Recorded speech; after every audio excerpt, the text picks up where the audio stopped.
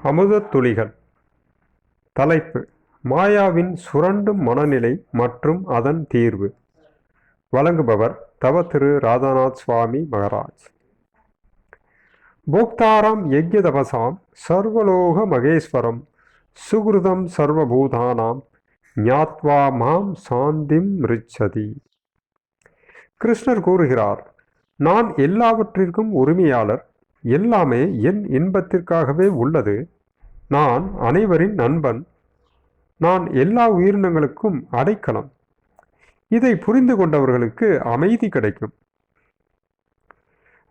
ஆனால் கிருஷ்ணரின் விருப்பத்திற்கு சரணடைய விரும்பாதவர்கள் கடவுளின் சொத்து மீது உரிமை கோர அவர்கள் எப்போதும் ஆர்வமாக உள்ளனர். இந்த உடலும் இந்த உலகத்தின் அனைத்து விஷயங்களும் நம்முடையது அல்ல. ஜனஸ்ய மோகோ அகம் மமேதி.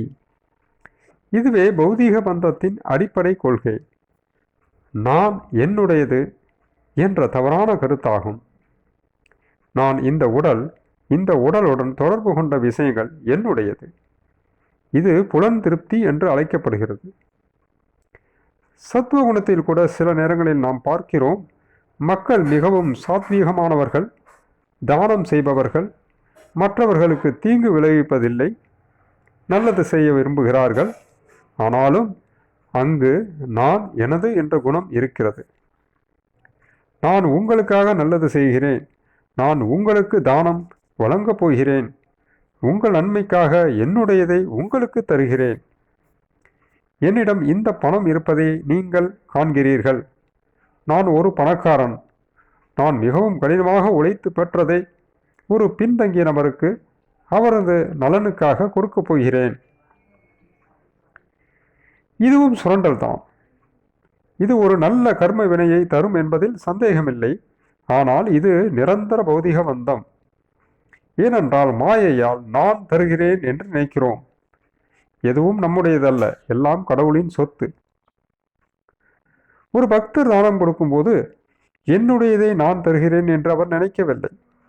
இது கடவுளின் சொத்து, மற்றவர்களின் நலனுக்காக பயன்படுத்தப்பட வேண்டும். நான் மற்றவர்களின் நலனுக்காக அதை வழங்கும் சேவகன் மட்டுமே. இதன் புகழ் எனக்கல்ல, இதை உருவாக்கிய எஜமானர் இந்த நபருக்கு அனுப்பிய இறைவனே புகழுக்கு உரியவர். நான் அவரிடம் கொடுக்கும் பணியை மட்டுமே செய்தேன். இதுவே ஞானம்.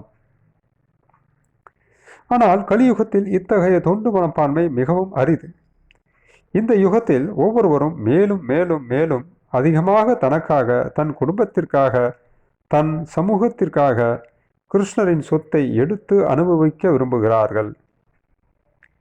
சிசுபாலின் மனநிலை இதுதான். எப்படி ருக்மிணி கிருஷ்ணரின் சேவைக்காக மட்டுமே இருக்கிறார்களோ, அதுபோல் கிருஷ்ணரின் ஒரு அம்சமாக இருக்கும் ஜீவாத்மா கிருஷ்ணரின் சேவைக்காக உரியது. மாயாவால் இயக்கப்படும் இந்த உலகத்தின் சுரண்டல் சக்திகள் கிருஷ்ணருக்கு உரிய நமது உணர்வை மாயா தனது சுயநலத்துக்காக சுரண்டவும் பயன்படுத்தவும் செய்கிறது. பௌதிக சக்திகளின் சுரண்டலால் ஒட்டுமொத்த மனித சமுதாயம் பாதிக்கப்படுகிறது. நாம் எங்கு சென்றாலும், தொலைக்காட்சியை பார்த்தாலும், வானொலியில் கேட்டாலும், செய்தித்தாளை பார்த்தாலும், வெளியே தெருவில் பார்த்தாலும், நடைமுறையில் நீங்கள் எங்கு பார்த்தாலும் நீங்கள் கேட்பது பொறாமை மட்டுமே. கிருஷ்ணரிடமிருந்து உங்கள் உணர்வை திருடி அதை சுரண்ட முயற்சிக்கும் பௌதிக சக்தியை மட்டுமே. இதுவே உங்கள் நிலை.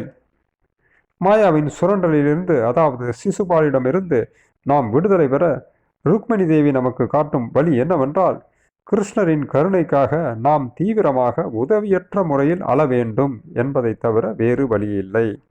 ஹரே கிருஷ்ணா.